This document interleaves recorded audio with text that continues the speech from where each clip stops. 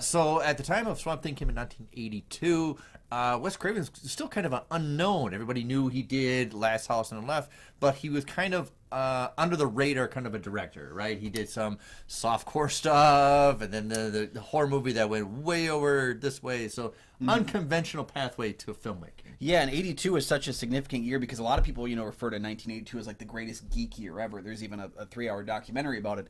But 1982 also has your big heavy hitters like John Carpenter and Wes Craven, both making films that might tank their career.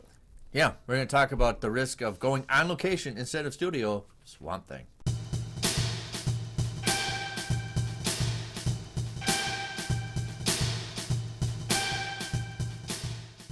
Hey everybody, welcome back to the show. I'm one of your hosts, Kyle Goethe from GoatFilmReviews.com. I'm Nick from St. Paul Filmcast and St. Paul Filmcast Reviews. Thanks for watching, thanks for following, and for our loyal fans, thank you for continuing to support the show. Another way you can support the show, hit the like and subscribe button right down there. Add a comment, keep the conversation going. Of course, we have a Patreon.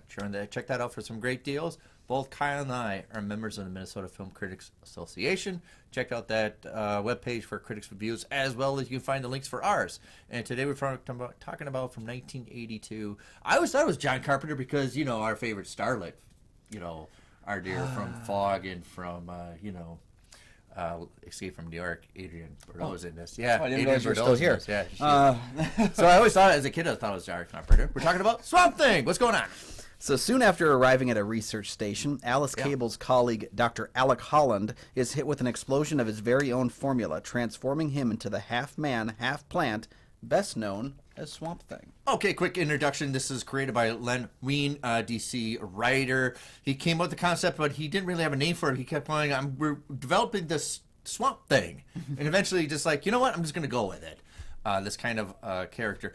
I do have a copy of it. Now, Swamp Thing's not really my character, but the artist, Bernie Wrightson, is one of my favorites. And before we get into the movie, it's a little deviant because the comic book is not shellacky like the movie. The comic book is very dark, dreary, macabre, very gothic, and almost teetering steampunky. Yeah, I kind of felt it was that crossbreed between like Frankenstein's monster and the Wolfman. It was like this thing that he couldn't avoid, that he'd become. He was always going to be seen as that monster, and so there was that tragic viewpoint to it that we'll probably get with the James Mangold film in the next year or two when he directs that. Yeah, we did.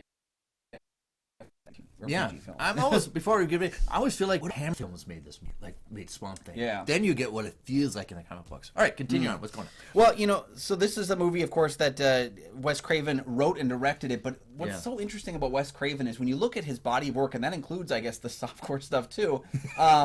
He grew up in a very religious home. They didn't have comic books at home, so he didn't know what the hell this was. Right. You know? So you give him a chance, he reads a couple comic books, he becomes kind of enamored with the idea of Swamp Thing, and I do think he was aiming for a bit more of that sad, macabre element to it.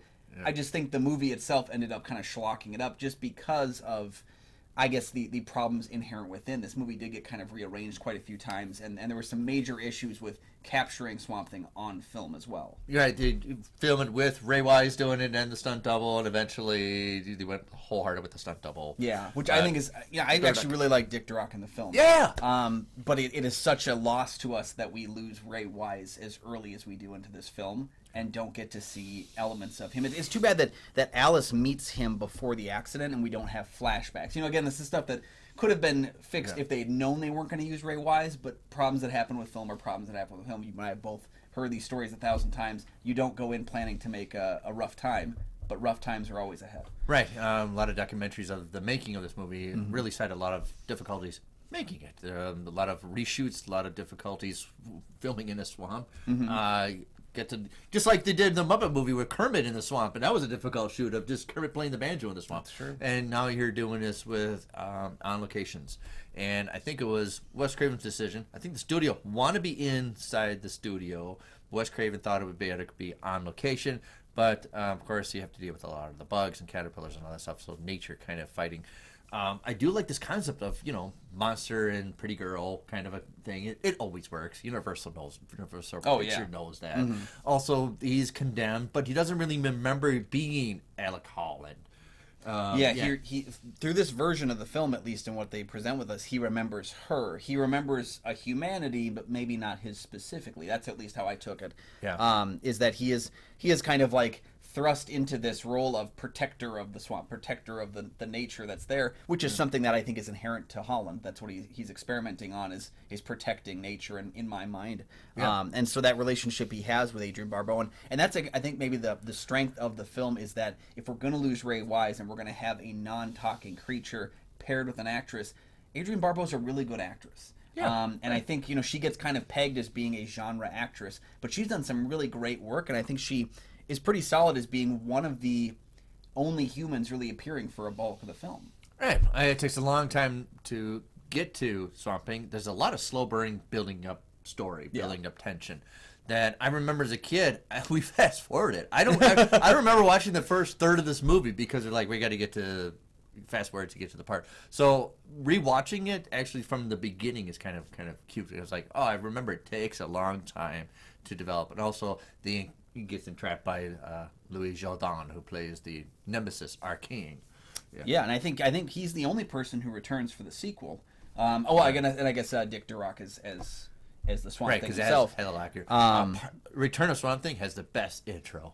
Oh, okay. I'm excited. I've got these two on 4K, so I've been meaning to get to them. Yeah. It's cool to see that there's such a drastic decision. We didn't usually have R-rated cuts, unrated cuts of films. No.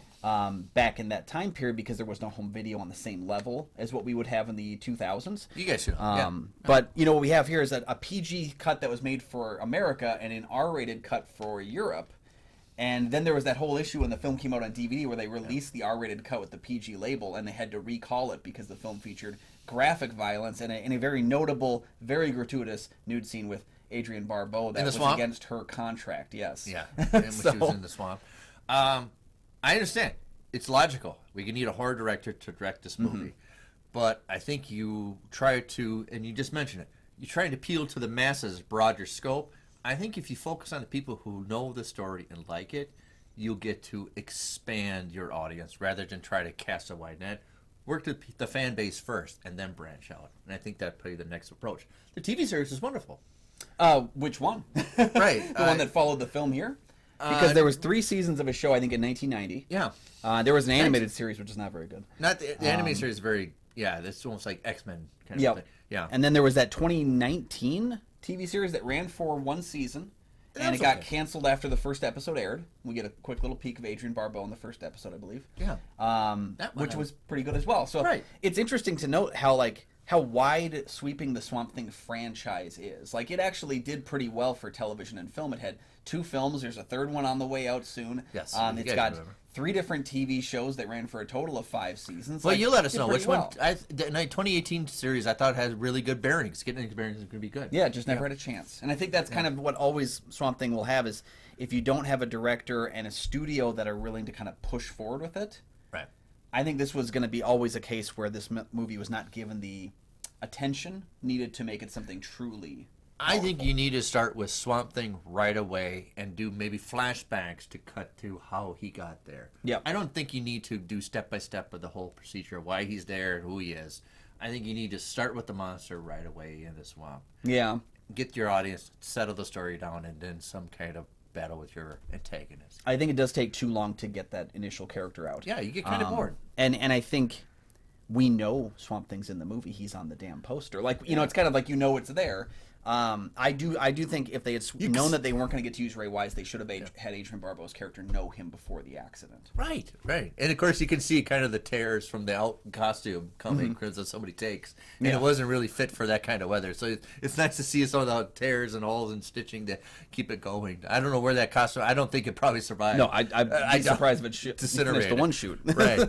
So overall, I'm glad I rewatched it. I can see some of the faults with it. It's a very slow burn for a horror movie. It takes a lot of time to build up, but once you get to the action, you get it's supposed to be a sad story, right? Yeah. It's supposed to be melancholy and dreary and foreboding, and I wish we get the dark one, the really dark and dreary, macabre version of it. Yeah, and I do think the R-rated cut adds at least, I guess, a bit more of like a heightened intensity to the action. There is more blood. There's more, graphic violence. and I think that's probably the preferred version if you're looking for something that's really heightened and a little bit closer to what I expected the film to be. Thankfully, we have, I think, one of the best superhero scores with Harry Manfredini, which is kind of, you know, a take on his Friday the 13th score in a lot of ways in this film. It sounds like we're going to see Jason any minute pop out of the swamp. Got it. But it's a solid score, I think, from Harry Manfredini that really helps to push it along. And thank God the build is, at least, if it's a slow burn, at least it's a build. And I do think that the back half of the film gets rollicking in a really nice way. Yes. It's nice to see David Hess bite the dust the way he does, because David Hess always plays a monster. So it's good to have again. So I think the film has its strengths. It's kind of middling, but I definitely enjoyed the experience of watching it. I understand one of his arch nemesis Swamp Thing is that gigantic wolf monster. And I understand that we didn't want to do another Wolfman because of the success of so many werewolf movies that we had in the early 80s, that they want to do something a little bit different but maintain it. But it would be interesting to see, maybe we go back to that for another one. Yeah, definitely. Yeah. And that's a good point, too. I do think all the creature effects outside of Swamp Thing aren't nearly as good. Yeah. They're very noticeable. Nope. They kind of look like out of Silver Bullet, you know, where it's like, yeah, you're not really convincing me there. But definitely good framework here that I would have enjoyed seeing a lot more of. And I think that it is having that secret franchise that I would have liked to have seen Wes Craven maybe return to as often as he did with Scream. Yeah, I would like to see, with James Mangold doing it, a little more of the macabre. Yep, and I think we'll get that. All right. What do you think of our assessment of 1982's Swamp Thing, directed by Wes Craven? Yeah, and what's your favorite, let's say, pre-2005 DC film? Once Batman Begins hit, I think it's kind of changed what we would view for that way. But not Howard the Duck. Well, that's Marvel. That's our that is Marvel. God. Then there's a thing about that. Yeah. Let us know down in the comments section below. Maybe we'll cover one of them on a future episode as well. Thanks again for joining us for this episode. You can find all of my film reviews, including a big swath of Minneapolis St. Paul International Film Festival reviews, over at goatfilmreviews.com, including my review of the upcoming film Friendship. Yeah, and check out my show, the St. Paul Filmcast, where I interview independent filmmakers from the Twin Cities area, and you can check out my reviews on St. Paul Filmcast Reviews. Thanks for watching.